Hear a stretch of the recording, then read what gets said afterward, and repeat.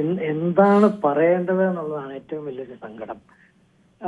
ഈ നമുക്കൊന്നും സത്യം ഗായകന് പറയാൻ പോലും ജാനകി അമ്മയെ പോലുള്ളവരുടെ പേര് പറയുമ്പോൾ നമുക്കൊന്നും ഗായകന് പറയാൻ പോലുള്ള ഒരു അർഹതയില്ല എന്നുള്ളതാണ്. ആ അമ്മ പാടി വെച്ചിരിക്കുന്ന പാട്ടുകൾ എന്റെ ചെറുപ്പം മുതൽ കുട്ടിക്കാലം മുതൽ റേഡിയോ വഴി കേട്ടാണ് ഈ പാട്ടുകളെല്ലാം ഞാൻ കേട്ടിട്ടുള്ളത്. അന്നൊന്നും ഈ കുട്ടിക്കാലത്ത് കേൾക്കുന്ന പാട്ടുകളൊന്നും തന്നെ നമുക്ക് ഇത്രമാത്രം അത് സംഗീതം നിറച്ച്, മധുരം നിറച്ച്, അല്ലെങ്കിൽ സങ്കടമാണെങ്കിൽ സങ്കടം നിറച്ച് നമുക്ക് പകർന്നു തന്നുകൊണ്ടിരുന്നത് ഇത്ര ഈസി ആയിട്ട് അവർ പാടി തന്നതാണെന്നുള്ളത് പിന്നീടാണ് നമ്മൾ മനസ്സിലാക്കുന്നത്. അവരുടെ ഡെപ്ത്, സംഗീതത്തിന്റെ അവരുടെ അപാരമായിട്ടുള്ള ടാലന്റും ദൈവം അനുഗ്രഹിച്ച് നൽകിയ കഴിവും, അത് ശാസ്ത്രീയ സംഗീതം കാര്യമായിട്ടൊന്നും പഠിച്ചിട്ടില്ല എന്നാണ് കേട്ടിട്ടുള്ളത്.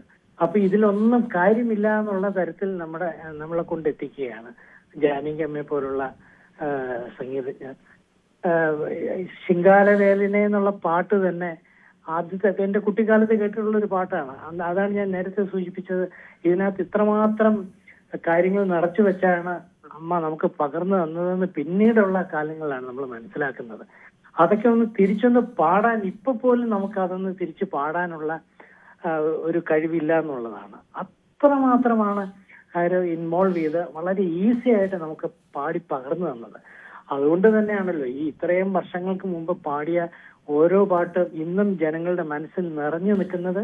അല്ലെങ്കിൽ ജാനകി അമ്മയുടെ ശബ്ദത്തിൽ നമുക്ക് കിട്ടിയ ഈ പാട്ടുകളെല്ലാം തന്നെ ഏറ്റവും പുതുമ പുലർത്തുന്ന രീതിയിൽ നമ്മുടെ മനസ്സിൽ നിൽക്കുന്നത് അതുകൊണ്ട് തന്നെയാണ്, യാതൊരു സംശയവുമില്ല.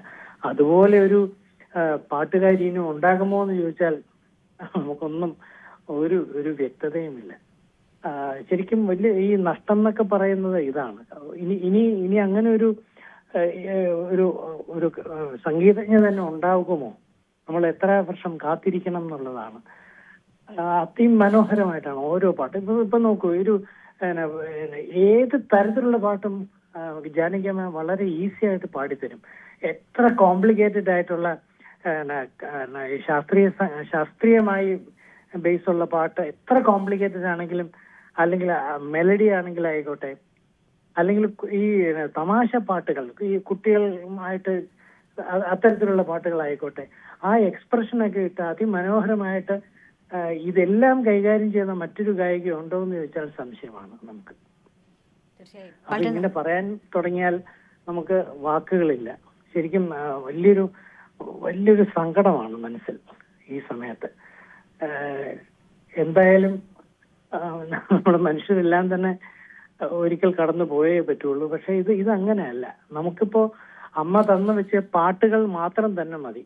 ഈ ഓരോ പാട്ടും നമ്മൾ ഓരോ പാട്ടും കേൾക്കുമ്പോഴും അതിനകത്ത് അടക്കി വെച്ചിരിക്കുന്ന ഭാവം, അതുപോലെ പാടുന്ന രീതി, എത്തരത്തിലാണ് ആ ഒരു ട്യൂൺ, എത്ര ഭംഗിയായിട്ടാണ് അവർ നമുക്ക് വരച്ച് തരുന്നത് എന്നുള്ളതൊരു ചിത്രമായിട്ട് മനസ്സിൽ കിടക്കും.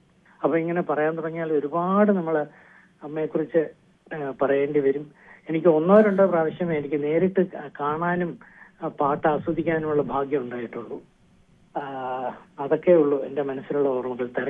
തരങ്കിണി സ്റ്റുഡിയോയിൽ അങ്ങോട്ട് ഒരിക്കൽ വന്ന് അടുത്തുനിന്ന് കാണാനും ഭാഗ്യമുണ്ടായി. അതൊക്കെ ഞാനിപ്പോ ഇങ്ങനെ ഓർക്കുകയായിരുന്നു. ഈ അമ്മയെക്കുറിച്ച് എന്താണ് ഈ സമയത്ത് പറയുക എന്നുള്ളതാണ്. ഏത് പാട്ടിനെ കുറിച്ചാണ് പറയേണ്ടത് എന്നുള്ളതാണ്. ഒന്ന് ആലോചിച്ച് നോക്കൂ. ഏത് പാട്ടാണ് നമുക്ക് എടുക്കാൻ കഴിയുക? ഉദാഹരണം എന്ന് പറഞ്ഞ് കാണിക്കാൻ ഏത് പാട്ടെടുത്താലും ആ പാട്ടിന്റെ നമുക്ക് അതിന്റെ ഒരു അംശം പോലും നമുക്ക് അതുപോലെ റീപ്രൊഡ്യൂസ് ചെയ്യാൻ പറ്റില്ല. സാധാരണ പാട്ടുകാർക്കെല്ലാം വളരെ ബുദ്ധിമുട്ടാണ്. അത്ര മനോഹരമായിട്ടാണ്. പിച്ചാണെങ്കിൽ അങ്ങനെ ഏത് ശ്രുതിയിലും ഈസി ആയിട്ട് 3 ഒക്ടേവൊക്കെ വളരെ ഈസി ആയിട്ടാണ് അമ്മ പാടുന്നത്. അപ്പൊ അത്തരത്തിലുള്ളൊരു ഗായികയെ നമ്മള് നഷ്ടപ്പെട്ടു എന്നുള്ളൊരു മനസ്സുകൊണ്ട് സങ്കടമാണ്.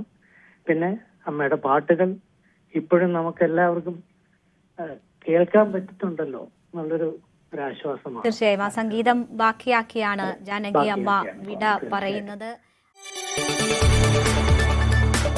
കൂടുതൽ വാർത്തകൾക്ക് news 18 Keralam YouTube channel subscribe ചെയ്യുക.